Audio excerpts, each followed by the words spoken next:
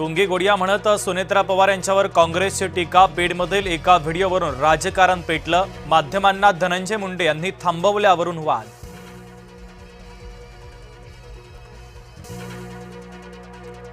मनी laundering प्रकरणामध्ये अनिल देशमुखांवर खटला चालणार। खटला चालवण्यासाठी ईडीला राज्यपालांची मंजुरी। माजी पोलीस आयुक्त परमबीर सिंहांनी केले होते गंभीर आरोप।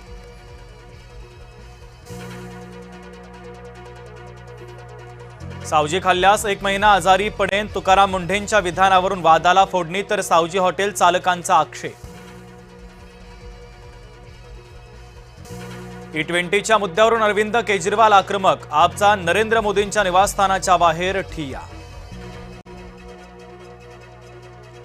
तामिळनाडूमध्ये विरोधी पक्षनेते उदयनिधींना अटक। मुख्यमंत्र्यांच्या मैत्रिणीवर अश्लील कमेंट केल्याचा ठपका। गृहमंत्री अमित शहांवरून राज्यसभेत गदारोळ। सभागृहाच्या बाहेर देखील विरोधकांचा ठिय्या। शहांनी सभागृहामध्ये हजर राहण्याची मागणी।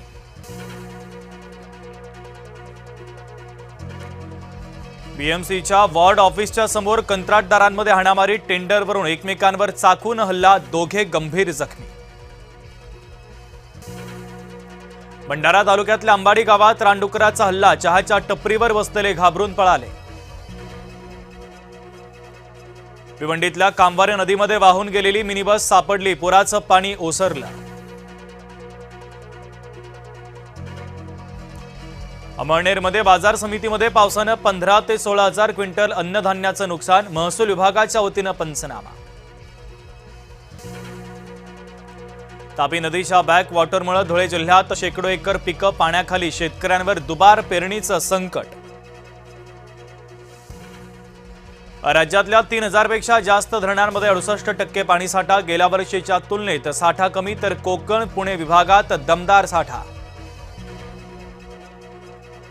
बुलढाण्याच्या ज्ञानगंगा अभयारण्यामध्ये बिबट्याची थरारक शिकार। झाडावर चढलेला बिबट्या कॅमेऱ्यामध्ये चित्रित। गोंदियाच्या तिरोड्यात बिबट्याचा शेतकऱ्यावर हल्ला। हल्ल्यानंतर बिबट्या झाडावर चढला। कोल्हापूरच्या शिरढोण ग्रामसभेत प्रचंड गोंधळ। दारूबंदीसाठी महिला आक्रमक। प्रशासनाला धरलं धारेवर। भंडारा जिल्ह्यातील सोरणा गावात एकही शिक्षक नाही। झेडपीतच भरली शाळा। विद्यार्थ्यांचं अनोखं आंदोलन।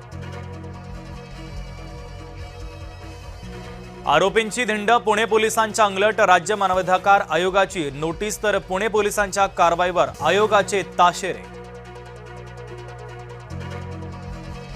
गेल्या 4 दिवसांमध्ये नाशिकमध्ये 2568 खड्डे बुजवल्याचा दावा। 5 जणांचे बळी गेल्यानंतर महापालिकेला आली जाग।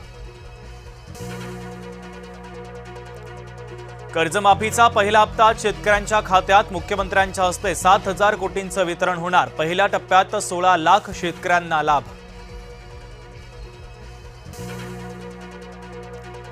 पद्मश्री डी.वाय. पाटील यांचं निधन। वयाच्या 90व्या वर्षी घेतला अखेरचा श्वास। शिक्षण सम्राट काळाच्या पडद्याआड।